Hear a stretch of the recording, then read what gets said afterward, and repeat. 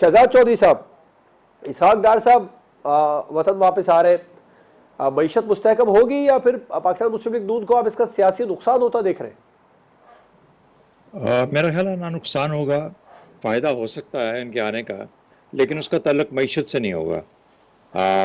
ان کا تعلق اس چیز سے ہے کہ نواز شریف کی واپسی کے لیے کیا یہ رستہ سیدھا کر سکتے ہیں یا نہیں۔ ڈار صاحب کی واپسی ایک تو یہ ہے کہ یہ ٹیسٹ کیس ہے کہ یہ آتے ہیں، عدالتیں ان کے ساتھ کس قسم کا برتاؤ کرتی ہیں، ان کے بارے میں کیا رویہ اختیار کرتی ہیں، اور باقی جو ان کے معاملات عدالتی ہیں وہ کس طرح کس نہج پہ چلتے ہیں۔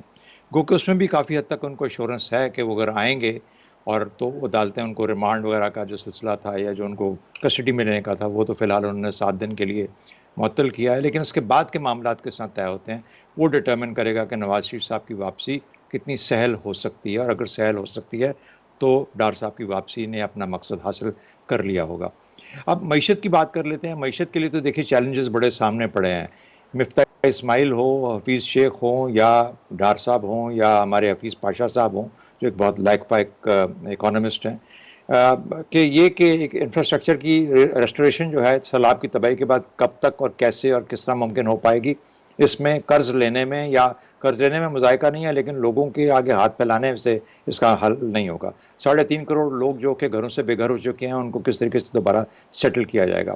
ڈالر جس کے اوپر کے آپ کے بینکس اور آپ کے باقی جو کمرشل ادارے ہیں جس طرح سے اس کی مینیپولیشن ہوئی ہے، جو سٹا کھیلا گیا اور ڈالر جہاں تک گیا، شاید اس میں کچھ فاقہ اس طریقے سے ہو کہ جہاں مفتاح اسماعیل صاحب تھوڑے ڈھیلے نظر آتے تھے، ہو سکتا ہے کہ ڈار صاحب اپنا اثر و رسوخ استعمال کر کے بینکوں کے ساتھ، اسٹیٹ بینک کا رول کیا ہے ان چیزوں میں، ایڈمنسٹریٹو میجرز جو ہوتے ہیں اکانومی کے، اس میں شاید کچھ اثر و رسوخ بہتر دکھا سکیں، اور اس کی وجہ سے ڈالر کی قیمت کے اندر کچھ فرق پڑ سکتا ہے۔ میرا خیال ہے کہ ڈالر بہت زیادہ انفلیٹڈ ہے، اس کو بہت خام خواہ میں قیمت بڑھا دی گئی ہے، اور یہ جو پلیئرز ہیں ڈالر کے اور فارن کرنسی کے، انہوں نے یہ کام کیا ہے۔ ان کو قابو کرنا کس طریقے سے ممکن ہے؟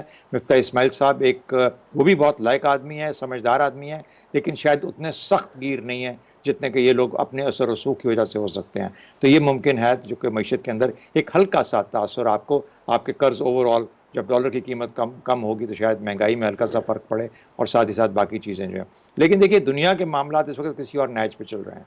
جو جنگ ہے کموڈیٹیز کی، جو سپر سائیکل ہے، جو ان چیزوں کا، یعنی جس کے اندر تیل اور اجناس کی قیمتوں میں جو پھر دنیا بھر میں ایک ریسیشن کا ماحول بنتا جا رہا ہے۔ ڈالر اتنا مضبوط ہو چکا ہے امریکہ کا ڈالر کہ کیا پاؤنڈ اور کیا یورو اور کیا باقی کرنسیاں سب کی سب اس کے آگے تہس نہس ہو گئی ہیں۔ یہی انفلیشنری سائیکل کی سب سے بڑی وجہ بن رہی ہے۔ کیا ڈار صاحب کے پاس اس کا کوئی علاج ہے؟ ہم تو پاکستان میں علاج نہیں کر سکتے، ہم دنیا کی کرنسیز کا، دنیا کی اکانومی کا کیسے علاج کریں گے؟ ریسیشن کے دہانے پہ بیٹھے ہیں دنیا والے سارے اس وقت، اور اس سے آپ کو بے انتہا چیزیں اور بھی ہیں جس کا ظاہر ہے کہ اس وقت ڈیٹیل میں جانا پاسبل نہیں ہے، نہ آپ کے پاس وقت ہے، لیکن جو لوگ پڑھنا چاہیں وہ پڑھیں کہ دنیا ریسیشن میں کیسے جانے والی ہے، انٹر کرنے والی ہے۔